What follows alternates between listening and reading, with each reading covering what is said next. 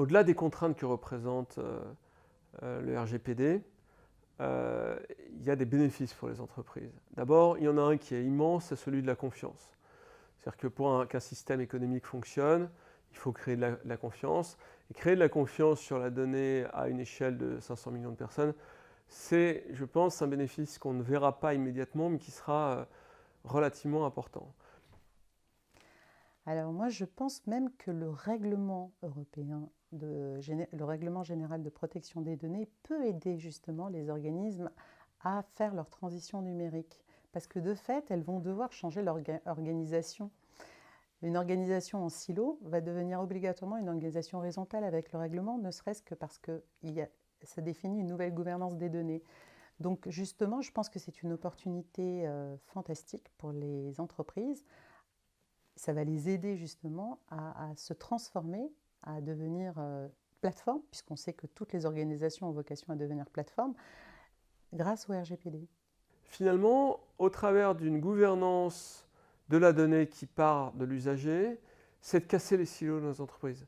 Donc d'adopter des fonctionnements en mode plateforme. Aujourd'hui, les données sont silotées. Vous avez la donnée du service après-vente, la donnée de la vente, la donnée de l'avant-vente, c'est du marketing. Et donc là, on va avoir une vision beaucoup plus transversale de ces données. Et je pense que c'est un grand, grand bénéfice pour les entreprises de travailler de cette façon. Ça va les pousser même à adopter des structures technologiques qui sont des structures de mode plateforme distribuées. Ça va accélérer leur transition vers le monde digital. Entreprise plateforme, ça veut dire que justement, il y a une dynamique qui fait qu'on a une dynamique horizontale avec une interconnexion entre les opérationnels de l'entreprise, entre les personnes qui sont concernées, parce qu'on sait très bien que la plateforme permet justement de gérer beaucoup mieux la relation client.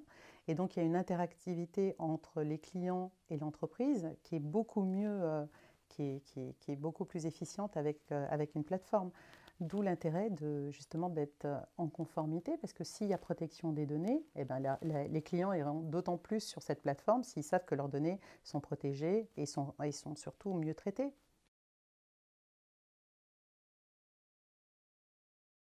C'est le fait de dire finalement qu'on vous confie des données qu'on vous a vous-même confiées à un autre acteur, vous en restez responsable.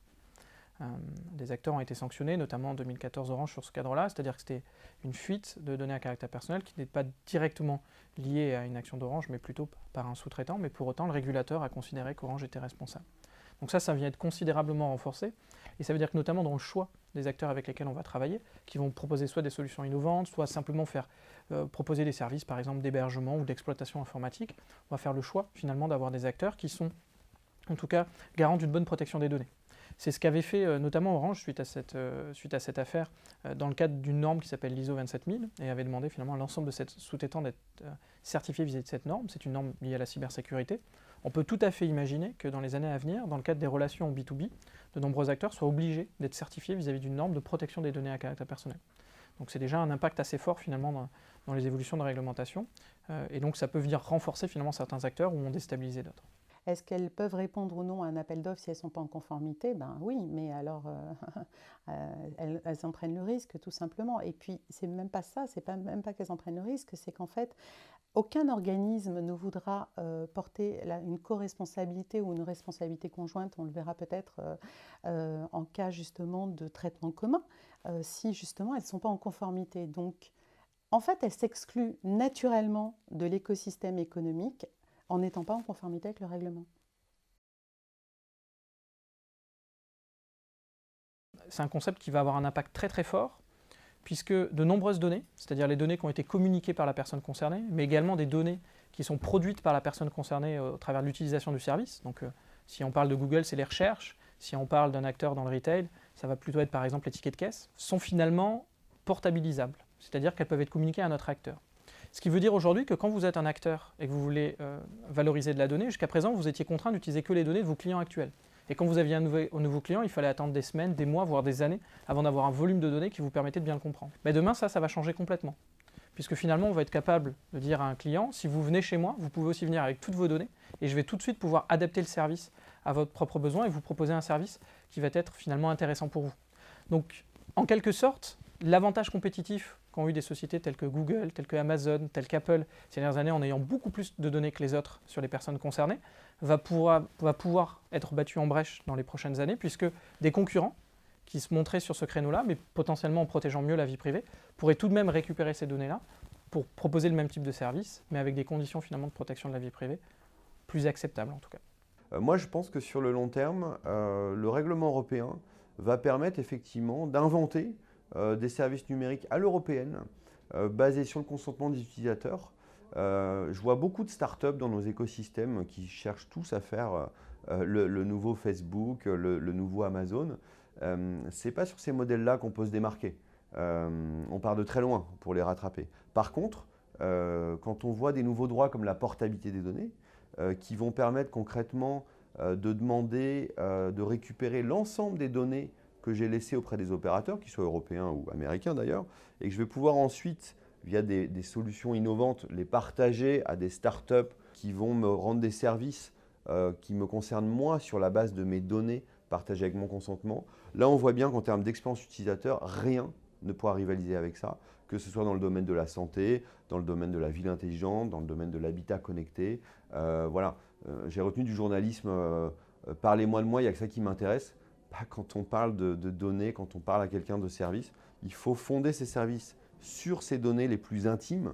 Et ces données les plus intimes, le règlement européen nous donne une possibilité d'en reprendre le contrôle individuellement et donne la possibilité à des entreprises de créer une nouvelle génération de services, des services intelligents, des services qu'on n'a pas fini de créer, qui vont se baser sur le consentement éclairé des utilisateurs européens.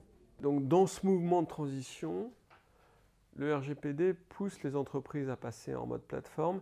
Et finalement, c'est un mouvement qui est assez favorable aux startups parce que en créant une gouvernance moderne de la donnée, potentiellement, on peut ouvrir la donnée sur de nouveaux écosystèmes. On réfléchit au travers d'API, par exemple, et c'est un bénéfice pour des entreprises tierces, très petites, qui se retrouvent au même niveau que un service d'une entreprise, parce que tout le monde accède aux données des utilisateurs par les mêmes standards que sont les API. Donc il y a une forme de transition accélérée vers le mode plateforme que l'on observe dans la vallée.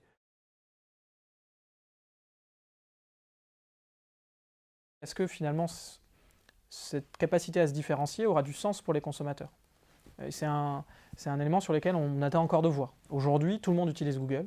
Aujourd'hui, tout le monde utilise Amazon sans réellement encore se préoccuper de la protection de la vie privée. Il y a des inquiétudes, des attentes, mais pour autant, aujourd'hui, peu de monde arrête d'utiliser Google pour utiliser DuckDuckGo, par exemple. Donc, la réelle question, c'est de se dire, dans les années à venir, est-ce qu'on verra réellement arriver des services qui sont différenciés en termes de protection de la vie privée et qui viendraient supplanter finalement des services historiques qui ne le faisaient pas ? Je pense qu'à partir du moment où on aura des premiers exemples, alors à ce moment-là, pour beaucoup d'organisations qui sont peut-être un petit peu plus suiveuses que précurseuses sur ces sujets-là, on viendra finalement proposer des évolutions finalement des produits existants, ou proposer de nouveaux produits qui prendront directement en compte cette notion de vie privée et en essayant d'être différenciants. Sur les grands groupes, il y a peut-être un enjeu. Souvent, les grands groupes cherchent à collecter plus d'informations pour enrichir leur base CRM et renforcer l'expérience utilisateur. Mais elles doivent rentrer dans ces écosystèmes. Elles doivent permettre à un individu de récupérer concrètement ces données. Je pense aux entreprises de télécommunications, je pense aux mutuelles, aux assurances, même à l'État. Elles doivent permettre aux particuliers de récupérer ces données et les partager à des startups. Mais du coup, en faisant ça, elles vont aussi permettre à l'utilisateur de lui partager des données qu'elle va récupérer d'applications tierces qui collent aux usages, par exemple les applications qu'il y a sur son téléphone. Et elles ont l'avantage de la confiance. Si je prends un opérateur comme Orange ou si je prends un opérateur comme EDF, effectivement, ils sont connus dans les foyers français, ils ont cette confiance et peut-être que demain, en proposant des services à forte valeur ajoutée, basés sur le consentement, la confiance et sur la portabilité des données tierces, ils vont pouvoir eux-mêmes renforcer leur connaissance client et de fait renforcer l'expérience utilisateur. Mais c'est quand même assez rare encore cette démarche. C'est la démarche qu'on essaie de développer dans la communauté PrivacyTech. Et finalement, à part quelques grands groupes comme la MGEN, on a assez peu de grands groupes qui ont intégré cette démarche dans leur stratégie data.